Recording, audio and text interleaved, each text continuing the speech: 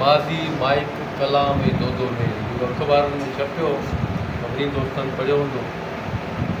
हुन में थोरो हथ हल्को रखी वियो। उन खां अॻु में हिकिड़ो नंढिड़ो यादगिरी जो टुकड़ो मूं लिखियो। उहो बि किरदारु साॻियो ई आहे, पर हुन जा वरी थोरो कॉन्सेप्ट चेंज आहे। सदर साहिब जी इजाज़त सां यादगिरी 24 अगस्त 2024 जो ॾींहुं हो। सिंध जे क़ौमी रागी बीजल सिंधी जे विछोड़े जो आख़िरी सफ़र।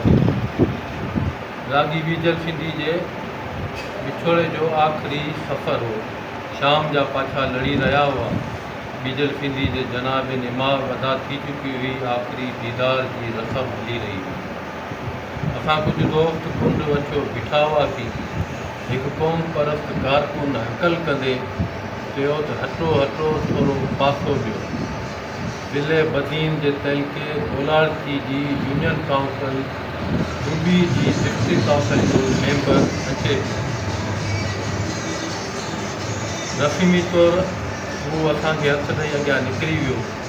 ईअं महसूसु थियो त न खेसि केरु सुञाणंदो हुजे, न ई हू कंहिंखे सुञाणंदो हुजे। को दौर हो जो सिंध लाइ दोदे मेरी जो नालो जिदोजहद फ़ख़्र ऐं मुस्तक़िल मिज़ाजी जी अलामत हो। पर हाणे उहा अलामत ॼण त सिंध खां अखियूं चोराईंदी हुजे। जेके नाला सिंध जे अॻुवान तौरु सुञाता वेंदा हुआ, उहे अची हिकु यूनियन काउंसिल जी सुञाणप ताईं महदूद बणिजी विया। उरूज ऐं ज़वाल जे उन्हनि लम्हनि में मूं अक्सर ॾिठो आहे त केतिरा ई नाले वारा क़ौम परस्त अॻुवान तौरु कारकुन सियासी पीढ़ीअ जे सफ़र में साही अची पीपी में ई पटींदा आहिनि।